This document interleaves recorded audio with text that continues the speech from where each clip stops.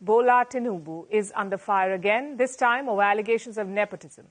He recently announced a shake-up in Nigeria's Federal Housing Authority. And he's appointed this man as the new MD/CEO, Oyetunde Ojo. He's a former Nigerian MP. He served from 2011 to 2015. Ladies and gentlemen, this is how the international community, especially the international media, this is how they see the government of Bola Ahmed Tinubu, the president of Nigeria. As you can hear from the lady in this video, which I want you to continue watching, they are accusing President Tinubu of nepotism and corruption. Okay, they are accusing him of favoring his family and his friends, giving them juicy positions in the government, which is completely against the Constitution of Nigeria. Please, this TV station is from United States of America. That is the reason why I'm bringing you this news, for you to understand how the international community is seeing the government of Bola Ahmed Tinubu. Please go ahead and continue watching the video. Don't forget to share and don't forget to follow us on this page, News Hunters, because here we will always bring you news, videos and stories to entertain you, educate and also inform you. Please go ahead and watch the video in full, and please don't forget to share. Thank you for watching. Oyetunde Ojo. He's a former Nigerian MP. He served from 2011 to 2015, but he failed to get re-elected in the 2015 election. After that, he turned to business, reportedly in the oil and gas sector. And now he's the CEO of a housing authority. What's his qualification? Apparently, over a decade's worth of experience in the housing and hospitality industries. That's what the Nigerian government said while appointing him. But exactly when did this happen? When did he get the time to acquire this decade's worth of housing experience? It remains a mystery. But the Nigerian government insists that he is the best man for the job.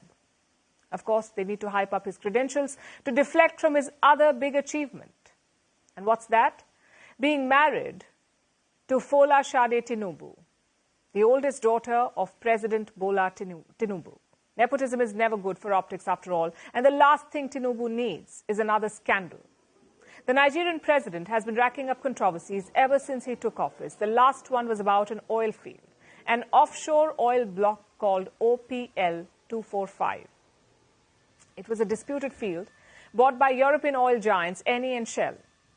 There were corruption allegations. Nigeria had sued the oil companies. The case was pending in international tribunals. But last month, the president of Nigeria restored the fields to the Europeans. He ended all legal disputes over the offshore field and called for the matter to be resolved amicably.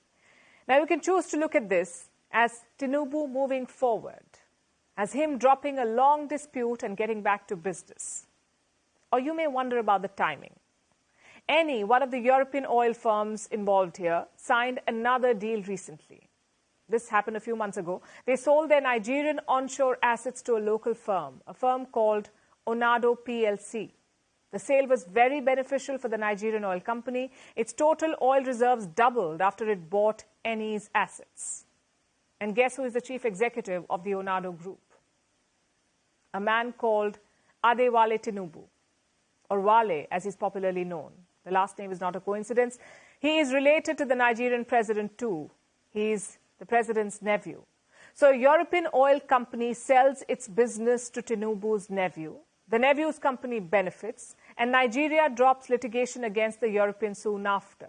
What does that sound like to you? Allegations of nepotism and corruption are hounding the president. But that's not all. He's also been accused of using his office for personal gain, using it to fund a luxurious lifestyle, like with the yacht controversy. Tinubu became president last year. He took office in the month of May. His government had to release a supplementary budget to allocate resources for this year, and this happened in November. The budget came in November. But while the budget was being discussed, an anomaly came to light. Money was earmarked for a presidential yacht, a princely sum of 5 billion naira. That's about $3.5 million US. Now, Nigeria is an economic powerhouse, but it's still a developing nation. There is massive wealth inequality. People are struggling with the cost of living crisis and reeling after the government reduced fuel subsidies last year. In this environment, President Bola Tinubu was buying a yacht on the taxpayers' dime. You can imagine the uproar. Nigerians were furious. So were opposition lawmakers. They forced the government to divert the yacht money. It was funneled into a student loan fund instead. But you see, the yacht had already been delivered by then to the Nigerian Navy. So now they have to find a way to pay for the luxury boat. And these are just some of the controversies that have dogged Tinubu since he took office. There are others as well, and by the looks of it, there will be more to come. Hopefully, Nigeria will continue to progress despite the extravagance of its president and the enrichment of his family.